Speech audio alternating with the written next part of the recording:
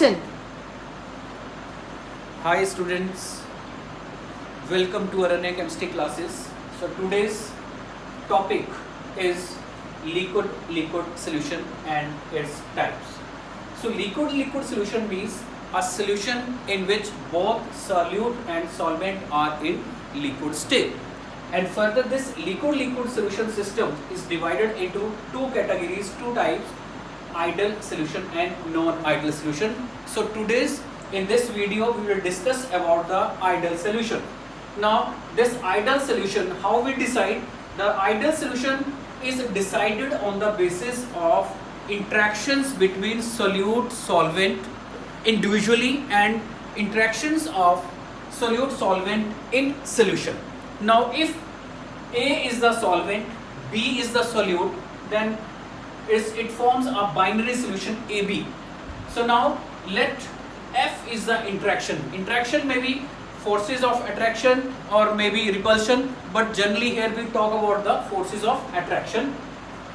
So here solvent interactions are represented by FAA, solute interactions are represented by FBB, and solution interaction, that means interaction solution AB, the interactions are shown by this AB interactions. Okay, so now if the magnitude of solute interactions is equal to the magnitude of solvent interaction, and that in turn is equal to the solute-solvent interaction in solution, then the solution is said to be the ideal solution. Now what is ideal solution? So ideal solution is nothing but the solution in which the magnitude of solvent interaction and solute interaction is equal to or of almost similar magnitude as that of the forces of attraction in solution, then the solution is said to be ideal solution.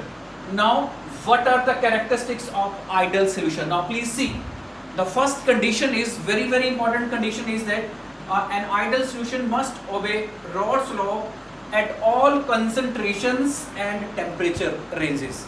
So please, ideal solution वो होता है जो Raoult's law को obey करता है किसी भी concentration पे और किसी भी temperature पे. And the second characteristic is delta H mixing is equal to 0. What does it mean? That means when we mix the two components, okay, then either heat is evolved or absorbed. So in this case no heat is absorbed or no heat is evolved, that means delta H mixing is equal to 0, which in other words we can say there should be no enthalpy change while mixing of components. Components means solute solvent.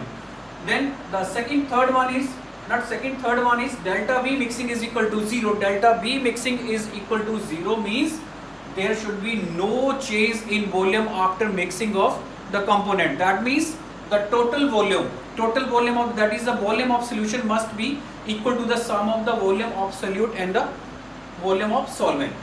Then is delta S mixing, that is your delta S mixing is always greater than 0. This is the important factor here. It is asked in your competitive exams which is true for ideal solution, that is true. That means in this case delta S mixing is 0, that is entropy change is always greater than 0, it's not equal to 0. Is that clear? And this delta G mixing is less than 0, that is negative. You know that is delta G is nothing but that is delta H minus T delta S. So if delta H factor is equal to 0, delta G depends on delta S. So delta S is greater than 0, that is it is positive. So delta G comes to be negative. So process is spontaneous. And in this case PA, that is your pressure of A component, that is solvent in solution, is equal to P naught A XA, and similarly PB is equal to P naught B XB, and the total vapor pressure of the solution is P solution is equal to PA plus PB. And if we see the graph for ideal solution, you know that we have already drawn the graph for Raoult's law. The graph for Raoult's law and ideal solution, that is the same. So in this case here we have, this is vapor pressure curve. Now this is along this axis we take vapor pressure of solvent. In this case we take the vapor pressure of solute which is volatile here, and this axis we take mole fraction. Now you know that is your this PA is equal to P naught A XA. Similarly, this PB is equal to P naught B XB. So from this is nothing but this is the equation of straight line. So as in this case, see here XB is increasing, that means mole fraction of the V component increases from this direction to this direction. It means XB is increasing, that means PB is directly proportional to XB. As XB increases, okay, and directly, so the line, that means here we get the straight line, the line comes to like this here, as here that is your XA is equal to 0, XB is equal to 1, that means this PB is equal to P naught B, and because XB is 1 here, so it comes to be P naught B. Similarly, if we see here PA is equal to P naught A XA, so in this direction, reverse direction here, value of XA increases. So when value of XA increases, similarly that is your PA also will increase. So at this point, this is the graph, at this point XA is equal to 1 and XB is equal to 0. When XA is equal to 1, this equation PA becomes P naught A. So this point is basically P naught A, and when we join this point and this point, you will get the vapor pressure of the solution, which is P total. P total means pressure of solution is equal to pressure of that is A component plus partial pressure of B component, that means PA plus PB. This is the total vapor pressure of the solution.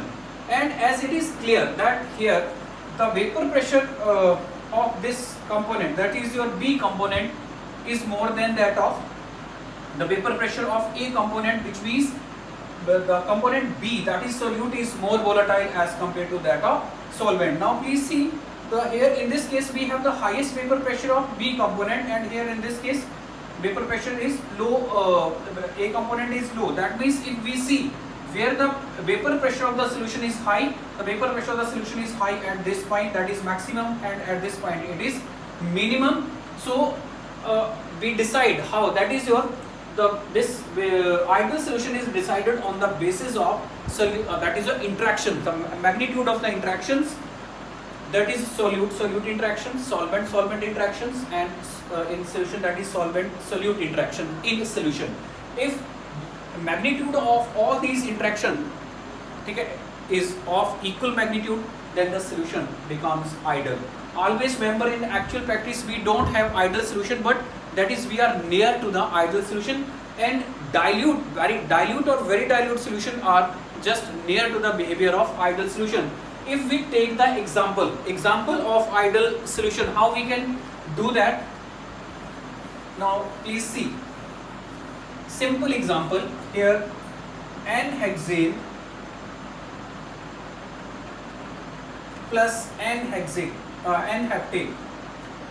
When we take the mixture here of N-hexane and N-heptane, so this mixture is form an ideal solution. Basically here we have van der Waals forces of attraction, here we also have van der Waals forces of attraction. Only difference is lie here, CH2 unit is more, that means the difference is only 14 unit